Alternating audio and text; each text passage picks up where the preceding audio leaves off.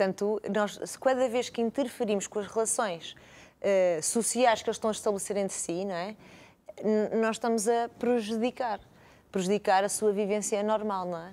É a mesma coisa que nós estamos aqui os dois no programa e verem 100 pessoas, falem lá connosco, então digo, não é? E porque precisamos para ter a continuidade dos hábitos, não é? Que preservam a espécie, de estar protegidos e não ter sempre intervenções. É claro que cada vez há mais operadores turísticos que têm este cuidado e muitos deles têm biólogos e pessoas especializadas que sabem disto, mas por isso é importante que nós, como turistas, como visitantes, como curiosos, como amantes dos animais, estejamos atentos a estes pormenores e até denunciamos esta questão quando vemos que um operador turístico não está a respeitar isto, que está a perseguir os golfinhos, já para não falar do impacto que isto tem também nas aves e outras espécies nos mares, mas a poluição sonora, a poluição dos poluentes da própria embarcação, a interromper as relações intersociais dos golfinhos. Tudo isto também nós podemos cada vez mais, e sabendo, ajudar a sensibilizar quem está ao nosso lado. Que bom. E através da Sociedade da Protetora dos Animais, vocês têm visto alguma evolução cada vez por parte das pessoas a terem cuidado, por serem alertados? Sim. Sim, nós vemos essa preocupação e muitas vezes há pessoas que escrevem quando fazemos publicações: eu não sabia disto, vou estar atento. Portanto, isso mostra que há abertura. Eu acredito nas pessoas. Eu acredito e profundamente que muitos de nós não fazemos melhor porque não sabemos. E esse resultado vai-se ver cada vez mais. E vou continuar a acreditar, não só como Presidente da Sociedade Protetora dos Animais, mas como uma protetora, uma ativista dos animais e do planeta, que é possível fazer melhor. E não desisto. E as pessoas têm estado a partilhar isso? A informação? Sim, partilham.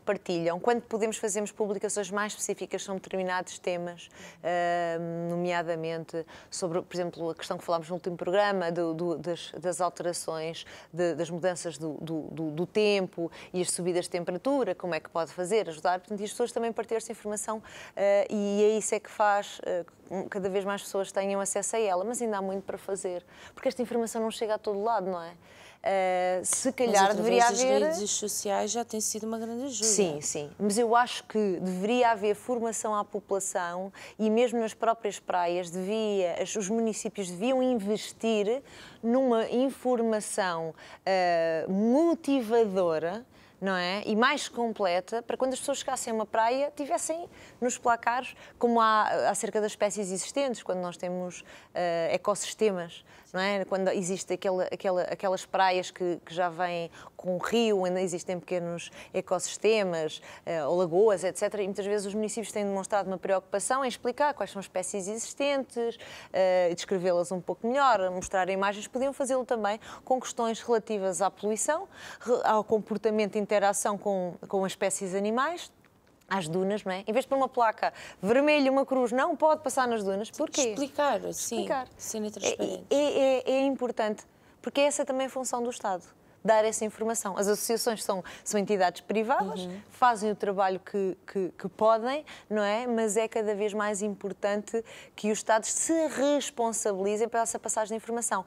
Ou quando não podem, recorram e peçam ajuda às associações para o fazer. Nós adoraríamos. Exatamente, nós adoraríamos fazer parte desses projetos e poder contribuir com aquilo que tivermos para dar e faremos com certeza o nosso melhor e se não soubermos procuraremos para dar essa informação que em conjunto com pessoas também especializadas pode ser uma mais-valia na mudança de mentalidade e na proteção do nosso planeta e dos animais. Exato, e agora já começamos a época das festinhas e mesmo no Algarve o pessoal vai, a maior parte do pessoal vai, não é a maior parte, isto não é um estudo feito por mim, não é?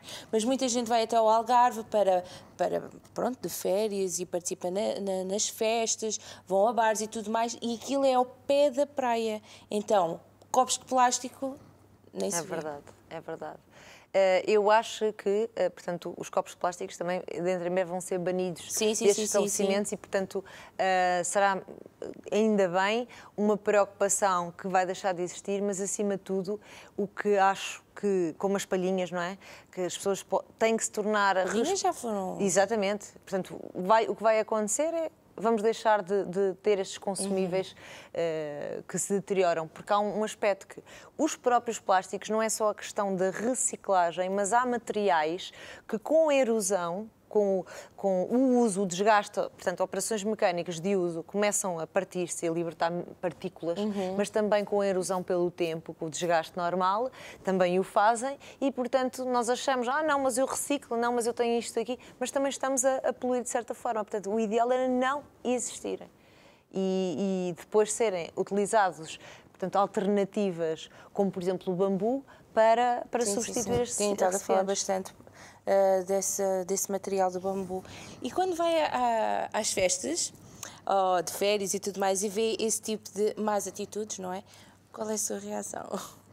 Bem, eu não sou pessoa de levar nada para casa portanto, interajo sempre que posso e explicar à pessoa, olha, era ideal não usar. Eu não aceito copos de plástico. Sim. Digo sempre, quando vou a algum sítio, por favor, dê-me um copo de vidro. Ou então uma garrafa de vidro. E tenho o cuidado de escolher, quando compro uma bebida que venha dentro de um recipiente de vidro. Tenho sempre esse cuidado. Assim como também eu faço com os alimentos em casa, com o feijão, com o grão, etc. Sim. Opto pelo vidro.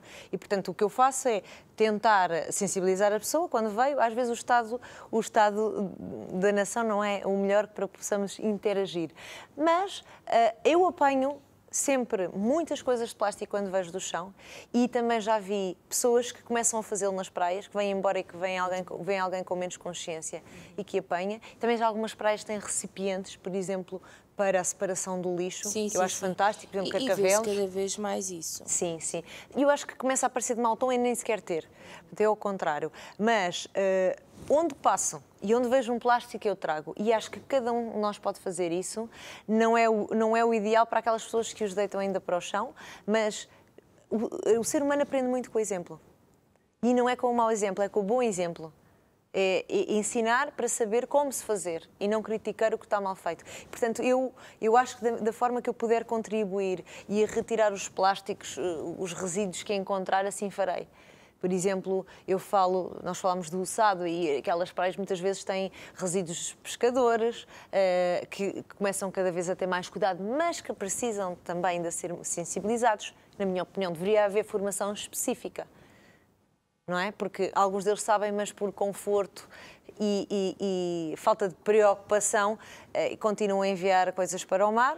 Não são todos, não podemos considerar os pescadores todos iguais, mas de facto ainda acontece e se vê estes mesmos restos das artes pescatórias, não é? Os restos das redes, de outros utensílios junto à costa e, portanto, era importante que também houvesse esta intervenção também junto das pessoas que o utilizam ou trabalham mesmo nas próprias praias e que vão utilizar utensílios que podem envolver plásticos ou qualquer outro resíduo. Não é?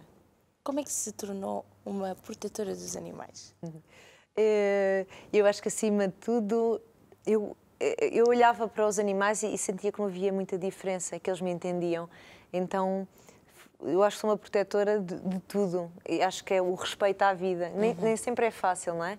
E coexistirmos e termos este sentido será que com a minha existência eu não estou a prejudicar outras pessoas ou outros seres, outros animais, mas foi um pouco por causa dessa sensibilidade e essa tomada de consciência, porque eu sempre convivi com animais. E é fácil. Quando eu, desde pequena, não é? Desde que nasço, tenho animais, eu percebo que eles sofrem, que eles ficam felizes, que a alegria quando me viam a chegar a casa, se eu ralhasse ou se tivesse um outro tom de voz, que eles compreendiam e interagiam. Isto fez-me pensar, qual é a diferença? Temos todos direito a ser felizes. E foi por aí que depois comecei a fazer ativismo aos 11 anos e depois como jurista, quando terminei o curso aos 22, e como jurista, sim, posso ter acesso a outra informação e posso divulgar e a minha intervenção na Sociedade de Protetores dos Animais acho que vai ser um reforço toda esta crença que eu tenho no direito à existência pacífica, à coexistência em liberdade de todos os seres, dos animais, das plantas, das pessoas. Sim. E quando começou com isto, já tinha noção da realidade? Tinha a noção que seria fácil, difícil? Qual era a sua ideia? Eu não fazia a mínima ideia que havia situações tão más, não é? Primeiro porque era inocente, era jovem e, portanto, deparavam com algumas situações más no dia-a-dia, mas não tinha consciência dos horrores que se praticavam contra animais, nem do impacto que por exemplo, beber um sumo num Tetrabic podia ter. Não é? Eu não fazia esta ideia. E depois fui recebendo informação e eu costumo dizer na associação que é preciso lembrar-nos sempre do bem que fazemos para não desistirmos com tanto mal que vemos. É preciso pormos na balança e pensarmos, vale a pena cada pessoa que chegarmos, que ajudarmos a compreender, a ter informação, cada animal que ajudarmos, valeu a pena. Mas às vezes é difícil porque há situações tão violentas que eu própria não consigo ver as imagens. Isso é assustador. É assustador e principalmente porque, no meu caso, como advogada que venho de uma formação que estou habituada a ver coisas muito más, não é? Quando a crueldade é tanta e que nós não conseguimos, sentimos uma sensação de impotência, acima de tudo, profunda, que é como é que eu posso ajudar se aqui deste lado, que se há distância, se há leis que nos separam, se há falta de reação, se há tantos animais para salvar.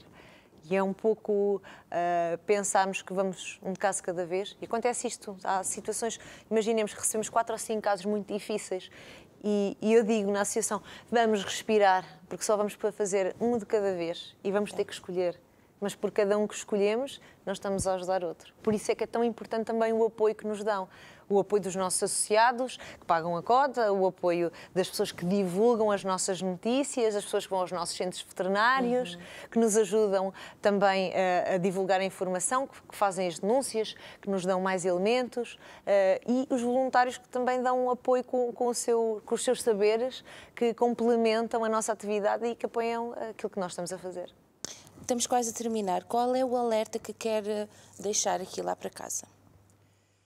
O que eu gostaria de dizer, e em nome da Sociedade Protetora dos Animais, é que quando vão à praia façam exatamente isto. Deixem só a vossa marca na areia, muita alegria, muitas gargalhadas e muitos banhos, e que possam, neste verão, lembrar-se que existem outros animais, outras espécies também vegetais, que estão a viver ali, que devemos coexistir com elas e que podemos ter umas férias maravilhosas, passar um tempo fantástico e mesmo assim respeitar todos os seres que ali vivem e que têm o direito a existir. E assim vamos conservar o nosso planeta e vamos estar a ajudar todos os seres vivos.